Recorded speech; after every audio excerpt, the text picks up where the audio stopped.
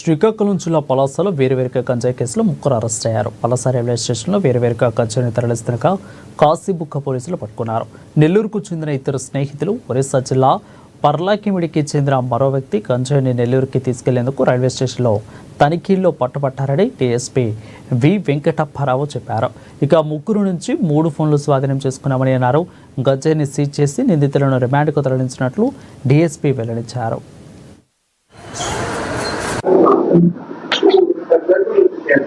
Division పరిధిలో Kashibugga police station పరిధిలో Kashibugga SI గారికి వచ్చిన సమాచారం మేరకు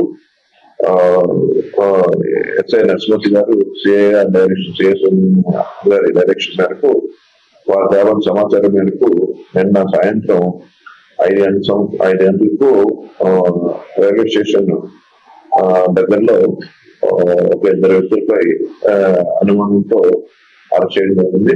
ఆ 2 వ్యక్తుల్ని ఇంట్రాగేట్ చేయగా వారి వద్ద గంజాయి 6.115 గ్రాములు గంజాయి వారి వద్ద నుంచి స్వాధీనం తీసుకోవడం జరిగింది. అదేవిధంగా వారి వద్ద ఒక సెల్ ఫోన్ మరియు 1000 రూపాయలు క్యాష్ కూడా ఉంది. వారి ఇంట్రాగేషన్ లో మనకి వచ్చింది ఏంటంటే వారు అంతా ఇద్దరు కూడా నెల్లూరు గ్రామస్తులు. వీరు బండాపల్లి గ్రామస్తుడైన షేక్ గఫూర్ ఆయన నెల్లూరులో మఠంలో పనిచేస్తున్నప్పుడు పరిచయం మేరకు వారు గంజాయిని తీసుకుని వచ్చేందుకు గాను గఫూర్ అని ఆయన పర్లాపల్లి నేటివ్ ప్లేస్ ఆయన వద్దకు ఆయనతో ఉన్న పరిచయాలు గతంలో పరిచయాల మేరకు ఏంటంటే ఆయన డైరెక్షన్ మేరకు ఏవైనా సయ్యద్ సుల్తాను సాయం ఏటు పోయిన బిఆర్ కుమార్ని సాయంతో వచ్చి రావడం జరిగింది.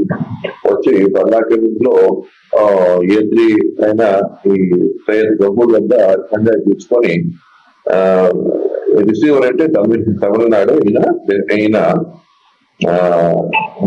విశిష్టాదేవి వైపాపు ఢిల్లీ బాబు ఆయన తిరువనంతపూర్ తమిళనాడు ఉంది. వీరికి తీసుకొని ఇవ్వడానికి కోసం అని చెప్పేసి వారు బయలుదేరుతుండగా రైల్వే స్టేషన్ వద్ద మనకు గ్రామ సమాచారం మేరకు పట్టుకోవడం జరిగింది. అయితే యాక్చువల్ ఇందులో రిసీవర్ అయిన దేవి గాని షేక్ గఫూర్ వీరిద్దరు కూడా నెల్లూరు హోటల్లో పనిచేస్తున్నప్పుడు వారికి ఉన్న పరిచయం ఏర్పడింది. అదే సమయంలోని ఏ1 ఏ2 అయిన సయ్యద్ సుల్తాన్ కానీ అరుణ్ కుమార్ కూడా ఈ